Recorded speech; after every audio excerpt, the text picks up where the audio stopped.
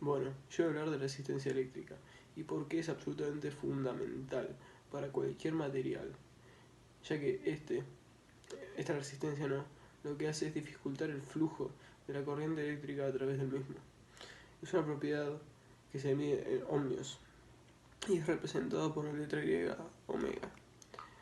Esta es absolutamente esencial para los circuitos eléctricos, ya que al limitar la corriente y también la tensión, lo que hace es hacerlo más estable y menos propenso a cualquier tipo de mal funcionamiento o error, causando mayor seguridad para el electrodoméstico o cualquier tipo de circuito eléctrico que se use. ¿Cómo se pueden medir los ohmios o la resistencia? Esto se hace de dos maneras. Se hace a través de un multímetro, el cual se conecta a un circuito y te lo mide, o utilizando la ley de Ohm, ley establecida por un físico y matemático alemán. La ley de Ohm, abro paréntesis, es la ley fundamental de la electricidad, que establece la relación entre el voltaje, la corriente y la resistencia de un circuito eléctrico. Esta ley establece que la corriente eléctrica es directamente proporcional al voltaje aplicado e inversamente proporcional a la resistencia eléctrica.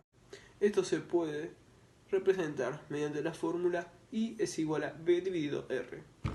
Es donde I es la corriente eléctrica en amperios, V es el voltaje en voltios, R es la resistencia eléctrica en ohmios. Pero claramente a nosotros lo que nos interesa es la resistencia. Así que despejando la fórmula sería V dividido I, que sería amperios dividido, voltios dividido amperios. Y eso nos daría los ohmios. Así que supongamos que queremos hacer una cuenta y nos da que tenemos 6 voltios dividido 3 amperios. ¿Cuál sería nuestra resistencia? Sería de 2 ohmios. Bastante simple, ¿no? Bueno, la aplicación de la resistencia eléctrica. La resistencia eléctrica es una propiedad esencial de los circuitos, ¿no? Y al limitarlo, tiene muchas aplicaciones en la vida cotidiana. Esto se usa, como ya dije antes, en cualquier tipo de objeto eléctrico, ya que realmente es absolutamente básico para los mismos. Sin él simplemente sería todo demasiado inestable como para ser usado cotidianamente, o tal vez se usaría con muchos más problemas y accidentes constantes. Esto se usa con los resistores. Los resistores son unos componentes eléctricos que se utilizan para limitar la corriente eléctrica en un circuito, como ya habíamos dicho. Y hay diferentes tipos de estos resistores. Hay resistores fijos, hay resistores variables y resistores que son sensibles a la temperatura. Se utilizan en una amplia variedad de aplicaciones, como los circuitos, los amplificadores de audio, las fuentes de alimentación, los temporizadores y muchos otros dispositivos eléctricos.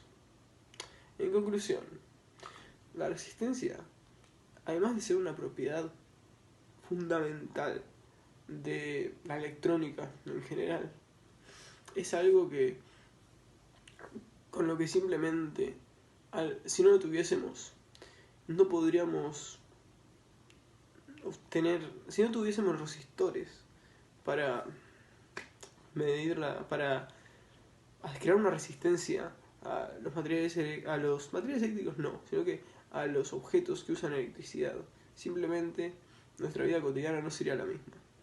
Y es algo que crea una seguridad absolutamente necesaria para hacerlo cotidiano y doméstico. Así que bueno. A continuación voy a hablar sobre la potencia eléctrica. La potencia eléctrica se puede definir de una manera simple, es la fuerza con la que cualquier objeto o aparato electrónico utiliza la electricidad.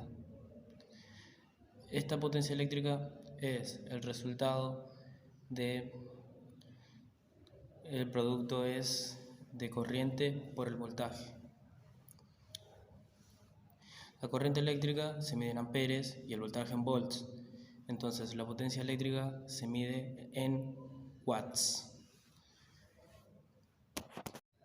Acá a continuación voy a decir un ejemplo, más bien una analogía, para que se entienda un poco mejor cómo es que funciona la potencia eléctrica. Imaginemos que la potencia eléctrica como si fuese una rueda hidráulica.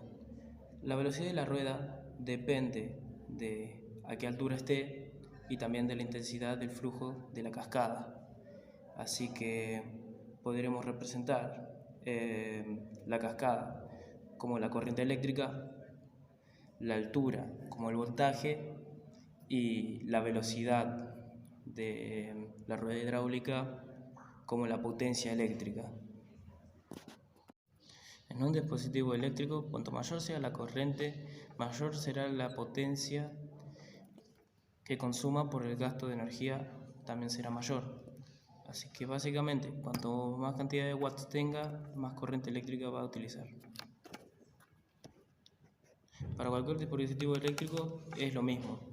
Por ejemplo, si tenemos un calefactor que funciona a 1500 watts, la potencia será mayor a una de 1000.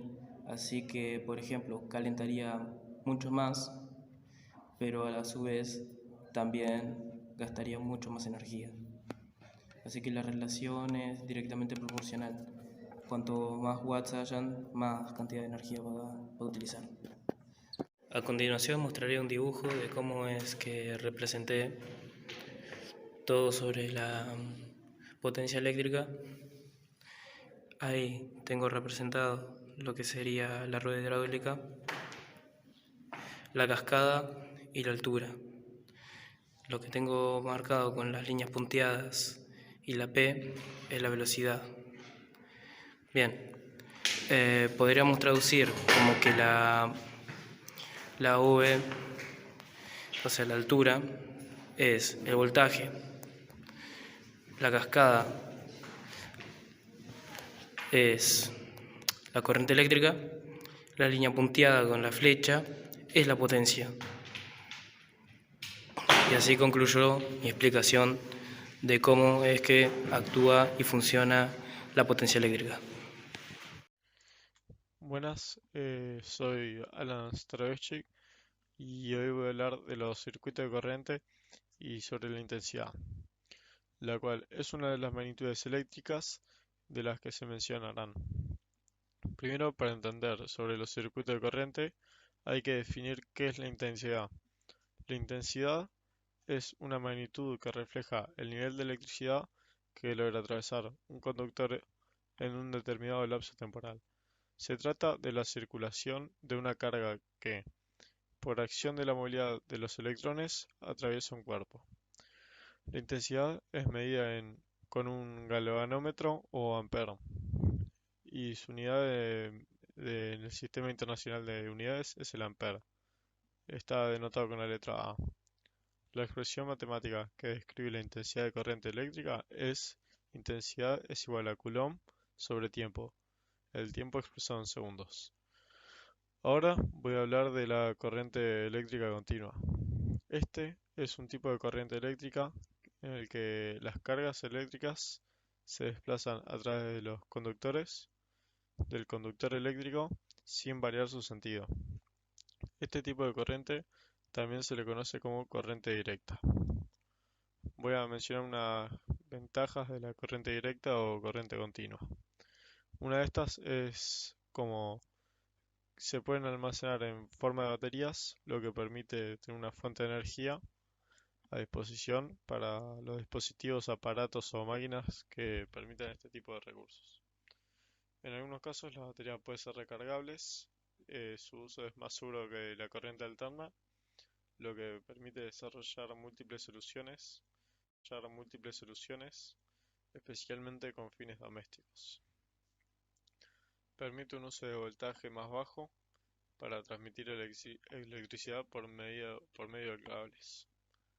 La corriente directa o corriente continua se puede encontrar en autos, teléfonos, computadoras o todos los dispositivos que requieran uso de baterías.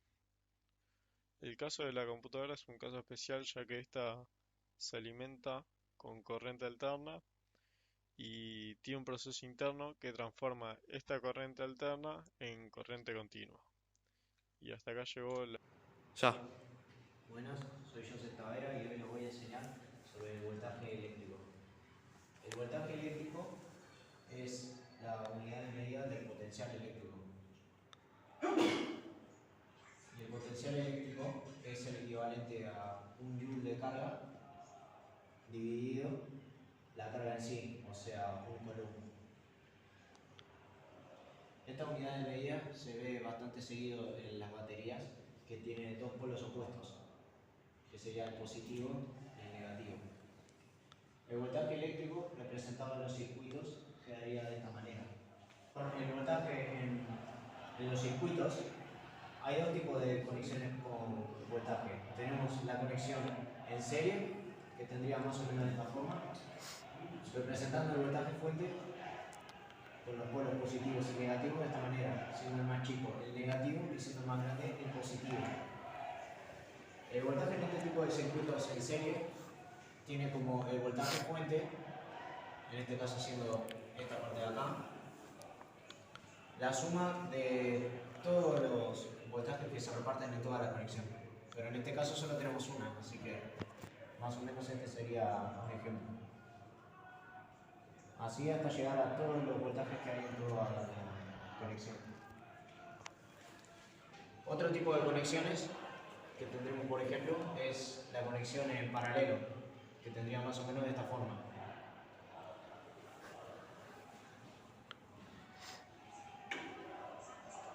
Siendo este lado el negativo y este lado el positivo. La conexión en paralelo tiene como característica que se divide de esta manera. Y la ecuación para encontrar el voltaje fuente es el mismo en todos. Pero como solo tenemos uno, va a ser el equivalente a todos los otros. El voltaje 1 siendo el equivalente al voltaje fuente y así sucesivamente.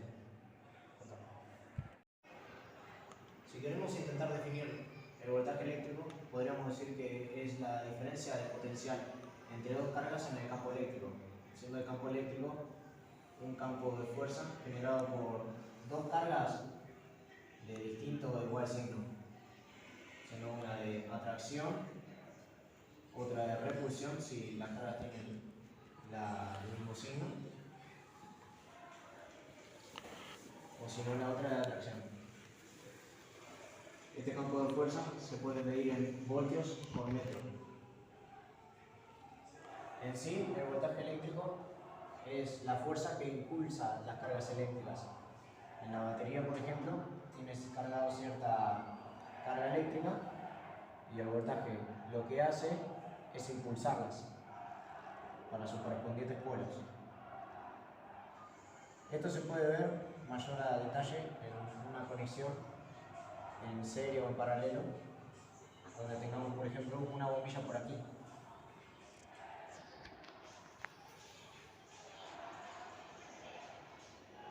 Siendo que tenemos que conectar con un alambre o cualquier otro material que pueda transmitir la carga eléctrica, se va a encender, pero si lo transmitimos solo por un lado del polo, no será suficiente como para encender la bombilla.